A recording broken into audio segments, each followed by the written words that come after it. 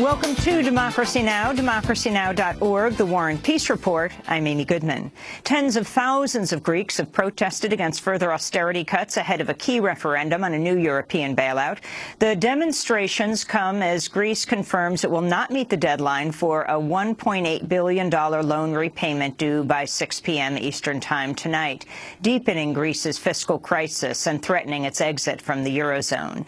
Greece will hold a vote this Sunday on whether to accept an austerity package of budget cuts and tax hikes in exchange for new loans. The Greek Prime Minister, Alexis Tsipras, has urged a no vote, calling the proposal a surrender. We'll have more on the Greece fiscal crisis after headlines.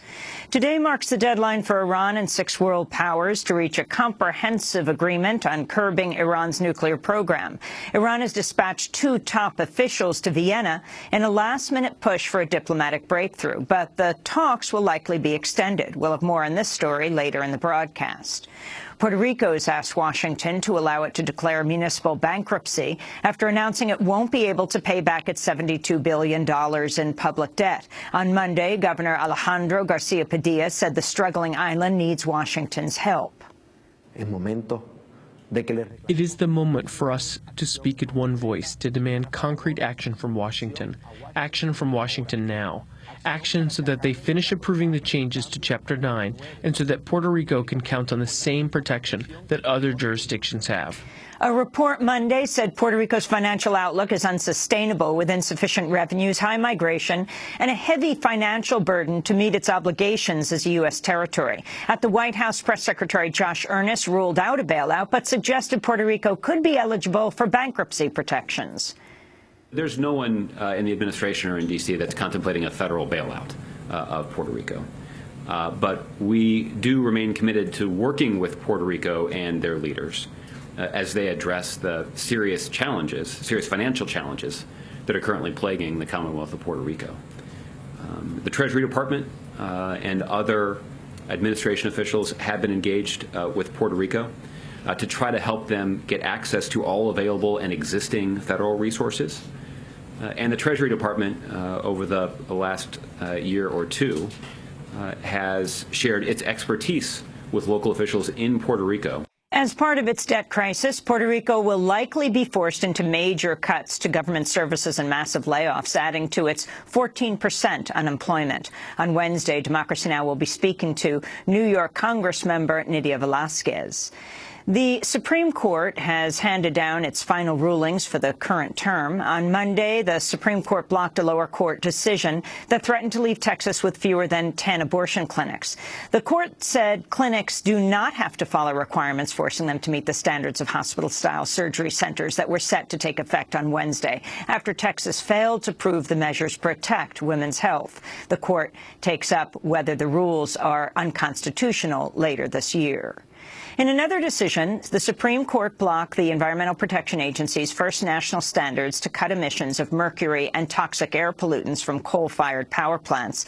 The EPA has estimated the standards could help prevent thousands of deaths and tens of thousands of cases of disease each year, especially in poor neighborhoods where mercury disproportionately falls. The court's decision could make the EPA more vulnerable to challenges on future emissions caps. The Supreme Court also rejected a challenge to the use of a controversial sedative in executions. 3 Oklahoma prisoners had sought a ban on midazolam, which has been tied to several botched or prolonged lethal injections. But a 5-4 majority rejected the prisoners' claim that the drug violates a ban on cruel and unusual punishment. In a dissent, Justices Stephen Breyer and Ruth Bader Ginsburg suggested they're prepared to deem the death penalty unconstitutional. And finally, in a key electoral case, the court sided with an effort by Arizona voters to draw their own congressional and state legislative districts. The decision could have a major impact on limiting partisan gerrymandering. In Egypt, the country's public prosecutor has been killed in a bomb attack in Cairo. Hisham Barakat died in hospital Monday after a remote bomb detonated next to his car outside his home as he drove to work. 8 others were also hurt in the blast. Barakat became a target of militants after he sent thousands of Islamists to trial following the overthrow of President Mohamed Morsi in 2013. We'll have more on Egypt later in the broadcast. Israel stopped the latest effort by foreign activists to break the blockade of the Gaza Strip by sea. A boat leading the Freedom Flotilla 3 was intercepted Monday, about 100 nautical miles off the Gaza coast. Organizers say the flotilla is carrying solar panels and medical equipment for Gaza residents. The passengers have been taken to an Israeli port in what the Freedom Flotilla Coalition calls an act of kidnapping. President Obama has announced plans to expand overtime pay for over 5 million workers. Under the change, those who earn less than $50,400 per year would be guaranteed time-and-a-half wages for working more than 40 hours a week. The current maximum for overtime eligibility is just over $23,000. Two major networks have cut ties to Donald Trump over his recent comments denigrating Mexican immigrants. Announcing his Republican presidential bid this month, Trump branded Mexicans who moved to the U.S. criminals and rapists, calling Trump's remarks insulting. Univision, the largest Spanish-language TV network in the U.S., says it will no longer air the Trump-owned Miss USA pageant.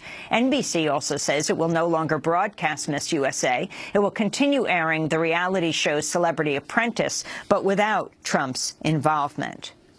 And the former death row prisoner Glen Ford has died at the age of 65. After 3 decades on death row in Louisiana, Ford was freed in March 2014 based on new evidence clearing him of the 1983 fatal shooting of a jewelry store owner.